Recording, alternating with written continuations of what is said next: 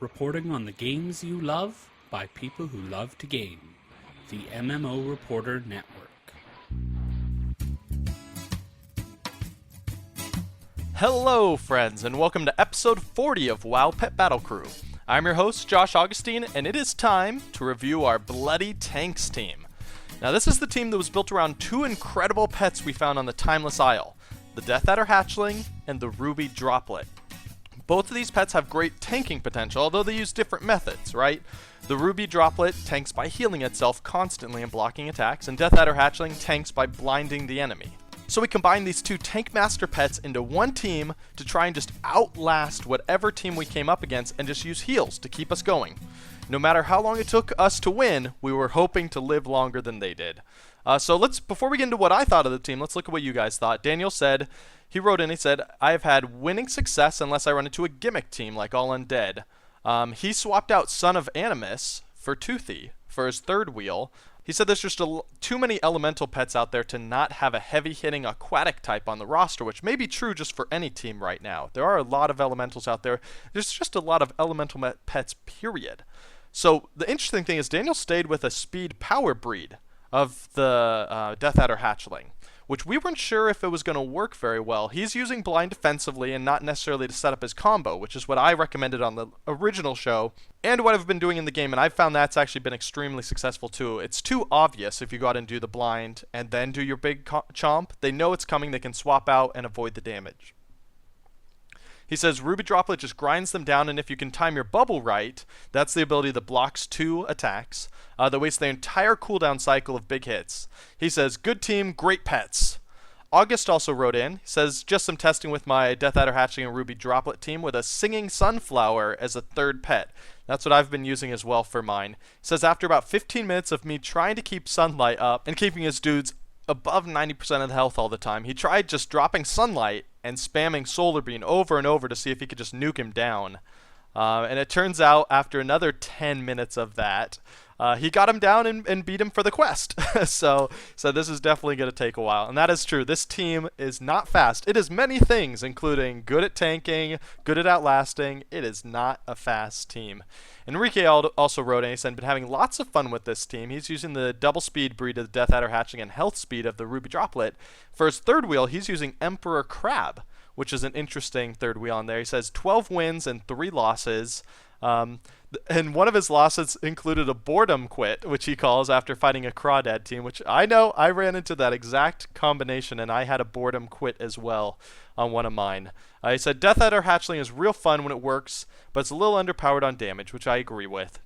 That was kind of my big concern about this team, is that Death Adder Hatchling, even though it has a cool combo, the numbers are just a little low. So he says it lost 2 times to other snakes with Vicious Fang and Burrow. Interesting. I would not have guessed that. But yeah, that's good to hear. That's unfortunate. He says Ruby Droplet, though, is a true tank, especially if you bubble at the right time. Emperor Crab is a great third wheel for this team. Trying a crawdad for the third wheel with the strategy of opening with Death Adder Hatchling till it's at 40% health, then switching to crawdad, using Tranquility and Wish, then back to Death Adder Hatchling. That sounds like a brutal combo, right? Because the problem with Death Adder Hatchling is he's good, his damage is pretty good, right? But unlike the Ruby Droplet, he has no way to heal himself. Once he's hurt, and he's just stuck there. So comboing with Wish there, that might give him some, added survivability that's really needed. All right, last write-in, Tiberius wrote in, he was running Death Adder Hatchling, Speed Breed, balanced Ruby Droplet, and he was also running Emperor Crab, but he was running Health instead of, so was Enrique. So he says he did 12 rounds, he had about a 41% win rate, not horrible, he says, but I can't say this is an enjoyable team to play. Which is unfortunate, because that's really what we want, right? If we're not having fun, we're not doing the right teams. So Tiberius says, the Death Adder Hatchling is a hard-hitting glass cannon. That's true. We knew what we were getting into with that guy. The Ruby Droplet is a slow-dying pet that can't kill anything. Now, I don't know if I agree with that. I agree that against certain matchups, right, it can't kill anything. If you're going up against critters or something like that that are taking reduced damage to all of your attacks, it's a brutal, right? It can't kill a critter. But against everything else, it can do pretty well, and against humanoids, it rocks, right? So that's just kind of how counters work. He says the crab is a good tank, but can't overcome the lack of synergy of the main pets. It could just be my playstyle, but I don't like slowly losing the ruby droplet, not backing the big hits. Yeah, I think so. He talks about he brought in Chi-Chi and a swamp croaker. Croaker obviously has another bubble. Chi-Chi is great, but didn't bring the. But here, Tiberius thought that the mandatory counter has to be for undead pets because he saw so many of them. August, or was it August? Either August or Daniel thought that you had to have a counter for elemental pets. Tiberius thinks you need to have one for undead. It's just sometimes you get lucky and unlucky with what teams you come up against, right? But undead and elemental are definitely, I would say, have to be the most common pets, just numbers-wise. So that makes sense. You'd run into a lot of them. But the big takeaway for me for Tiberius's comment is that this team is definitely not for everyone, right? And I ran into a couple of these as well, where I think Enrique called it the boredom quit. Because this team is built to outlast. If you run into another low DPS, high healing team, the matches just don't end. I think I played one that lasted 35 minutes until I just gave up, right? At that point, I just don't care anymore. I don't care if I get a loss on my record. It lowers my percentage chance. I want to do something else, so I just resigned. But let's talk about changes I made. I had trouble finding the perfect third wheel for this pet that made the team feel super powerful. I think Tiberius brought this up, right? That there wasn't really a perfect third wheel that you just slotted in and be like, wow, this team totally makes sense now. I'm not really sure that this team really wants another stall tactic healer like the crab or the lobster in the third wheel slot. Or maybe it wants a big burst damage attacker to help finish out the match, or maybe something in between. So Singing Sunflower seemed like the perfect mix between those two, right? And that's why I started with it as my first third wheel. It fits the theme perfectly. It has great heals, it has decent damage, and it wins by outlasting the opponent, but it also has some burst damage with the sunbeam or solar beam. So sunlight, obviously the weather effect is amazing for the ruby droplet. That's the one that increases max health and increases all healing. It's just the ruby droplet can't lose. Outside of some crazy circumstance that I never actually saw, the ruby droplet appears to be literally unkillable while sunlight is alive. It may not kill your opponent, but it won't die, right? I don't think my ruby droplet ever died while that weather effect was active. But after Singing Sunflower, I tried in Merc a lot, and I think this was my second favorite pet on this team. Reflective Shield, its ability is awesome. It reflects damage back to the enemy, 50% for 2 turns. Righteous Inspiration and Shield Storm are both great abilities that synergize well with this team. I think if you got this pet from this year's BlizzCon, you have to try it out just in general. It's a super fun pet with cool animations, and it works really great on this team as well. Karaji Guardling. This is one we weren't sure of at the time we launched this team, but it works well. I wanted another tank. I liked having the flying damage on top of Sandstorm. The trouble with this pet was Sandstorm ended up backfiring in a way that I wasn't thinking, because Ruby Droplet relies on low damaging lifesteal abilities. Well, you probably know where I'm going with this. Sandstorm reduces damage of all attacks. Suddenly Ruby Droplet wasn't dealing any damage and wasn't healing for anything. Its abilities were just kind of worthless. So that was unfortunate. So I do not recommend that as your pet. And obviously Anubiseth Idol goes with that. Not a good tank to fit with this team. Magical Crawdad, it looks effective in a horribly slow, long game kind of way. This team has already had enough very long games that almost make you want to quit. I really didn't want to make it any longer. I did slot this in as the third wheel, but if you're looking just to not die, like if you're looking to do, say for example, the no time to heal achievement, Magical Crawdad is probably a great pet to slot into this team. And of course, I had to try Little XT, right? So when I was down, and I needed a pet that did a lot of damage, because this team just doesn't. I was like, what team or what pet does the most damage? And Little XT does the most damage that I know of a single pet to a full team, right? Because it's an AoE ability. So I dabbled with him more than like a full test. He's just too predictable in PvP. I did a couple matches, and they know to avoid Heartbroken, which is the debuff you put on yourself. You take more damage, but if they hit you, your damage just goes through the roof. And so now they just avoid you for that one turn. So that was unfortunate. It just didn't really work out. If it did work out, like in PvE, I think this would be a great third wheel on this team. But in PvP, it just didn't work out so well. Zandalari Kneebiter was the next one I tried when I wanted more DPS. This guy worked okay, right? We featured his combo a few times on the show, so you know what he does. He does the debuff, then the double damage, then the huge spike at the end. the trouble is, after he does his combo, he has like 3 turns where he can't do anything. And the downtime there was just kind of, it's as brutal as ever, right? If it's the last pet on the team, you might as well just quit because you're not going to be able to kill more than half of their pets, or half of one of their pet before your pet just stalls out and can't do anything. So it was okay. I think overall Singing Sunflower was still my favorite third wheel because it has some burst damage and it has healing. It worked well on both sides. So let's look at when this team worked. When it worked, it was pretty funny, right? Death Adder Hatchling could kill one of their pets, and then third wheel would stall out for a few turns, and then the Ruby Droplet would come in and slowly win the match over the course of the next 40, 50 turns due to its massive lifesteal. And that gave me plenty of turns to watch the opponent kind of squirm and squeal in the face of their inevitable demise, which I love. It is kind of fun just to watch that point where they realize they've lost, but they haven't decided to resign yet, so they're just kind of still trying, and it's futile, and it feels good. All right, best abilities, Drain Blood. Obviously, this is one of the best abilities in the game right now. Not even on this team, in the game. This is the ability on the Ruby Droplet. Deals 10% of the enemy's maximum health and heals you for 30% of the damage dealt. It's just so much healing that it blows my mind, right? Against pets in PvP, it's at least 30% of its health every 3 turns, which is pretty good. And in PvE, where enemies have huge health pools, it just scales out of control.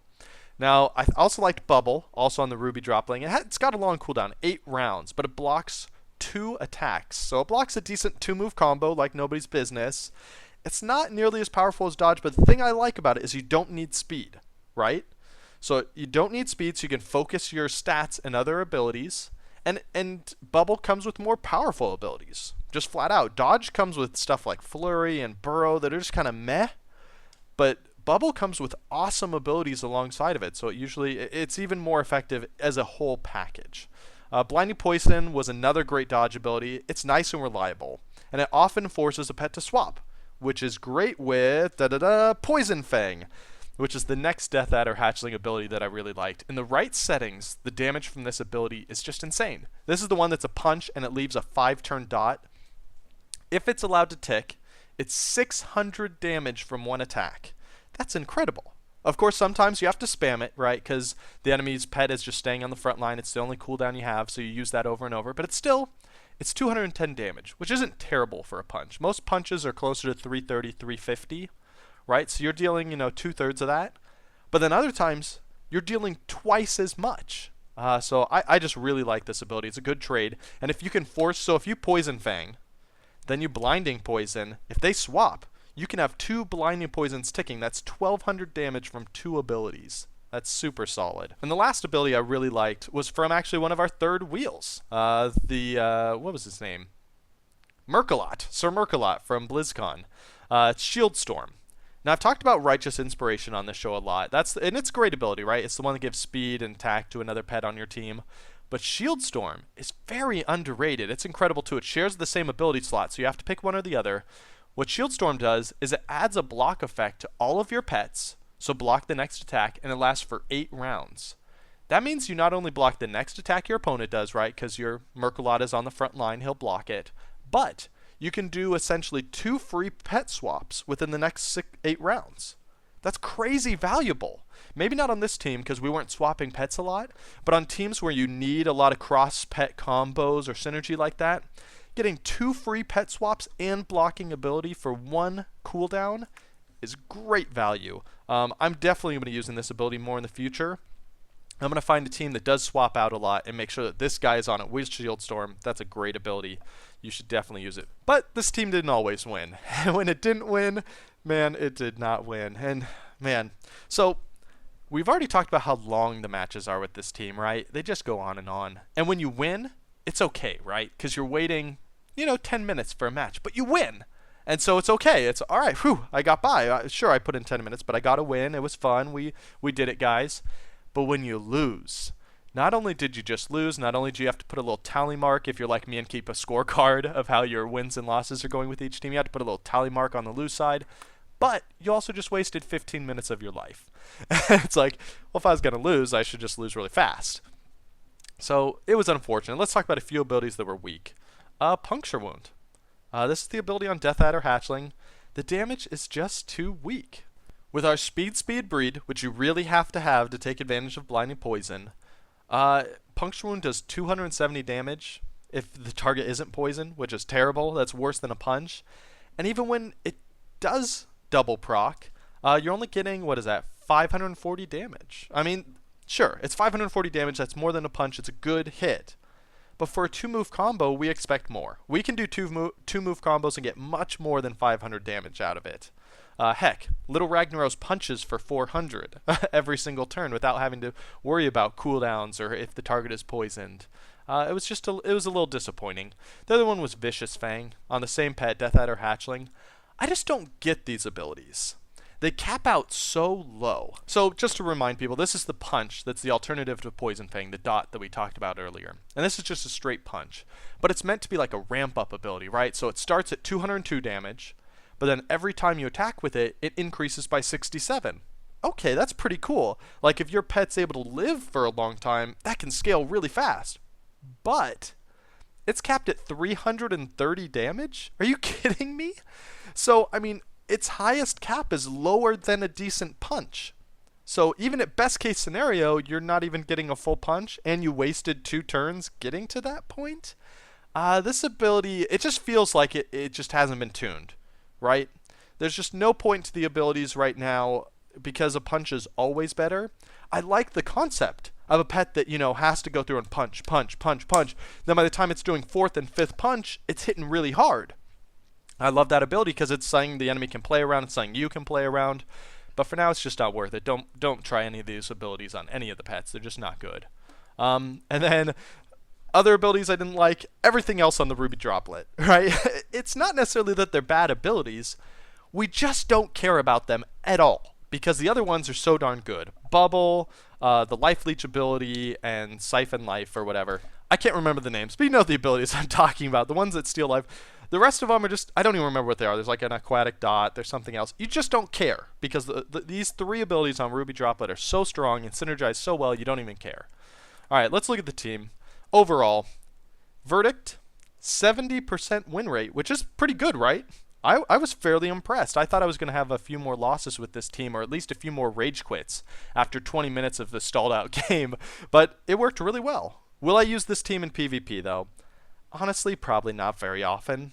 I really love the Ruby Droplet, and I think that's been very clear over the course of this entire podcast. But he's kind of boring to play, right? Especially if you face another heal team. It just gets really boring really fast. I don't want 20-minute games to be the norm for me. Sure, this team wins a lot, but even if I'm winning, if I want to play 10 games, that's 2 hours. It's just not worth it, right? So PvE. Yes, 100 times yes! This team is awesome in PvE, and I will be using it so very, very, very, very often. Individual verdicts, Ruby Droplet, a 10! We haven't had a 10 pet in a while, but here we go. As far as tanks go, this is one of the best in the game. It does its damage slow and steady. Slow and steady. It does not have sleds. It is not in the Yukon. But if the Ruby Droplet isn't countered, and you can make sure that it isn't in PvE, right? It can live forever. Get this pet right now and love it. Go out and farm it on Timeless Isle. If you can't farm it, you should just buy it off the auction house. It's a great, great pet. Death Adder Hatchling, an 8. Right, its damage is a bit weak, like we said, and he's flimsy. He's a lot of fun. Still, I really like blind mechanics because they really produce these really kind of fun game experiences where you think you're outthinking your opponent and you're trying to strategize and like, okay, what are they going to use this turn? Should I blind this time, next time, that sort of stuff. He's a lot of fun. But when he doesn't work, it really doesn't work, right? He's a glass cannon, so if something happens and you weren't expecting a block or weren't expecting a switch and his big punch doesn't hit, it's just GG for him.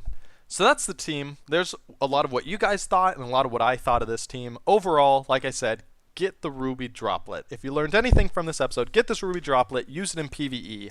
I think Death Adder Hatchling can be great in PvE as well. And just a solid tank team in PvE, especially that scales off the maximum HP of your enemies, is going to be super strong in anything like the Celestial Tournament or the Beasts of Fable.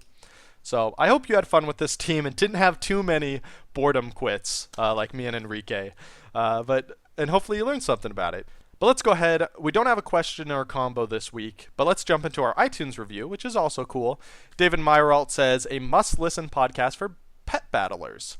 And thank you, David. He gave us 5 stars. David is actually super active in the Google Plus community. He also hangs out on our live streams whenever we do them. So thank you, David. He says, this show is awesome. The host is very funny and will deliver good advice to build your teams. He spends a lot of time testing and then delivers the results. Strangely enough, I listen to podcasts in the bathtub.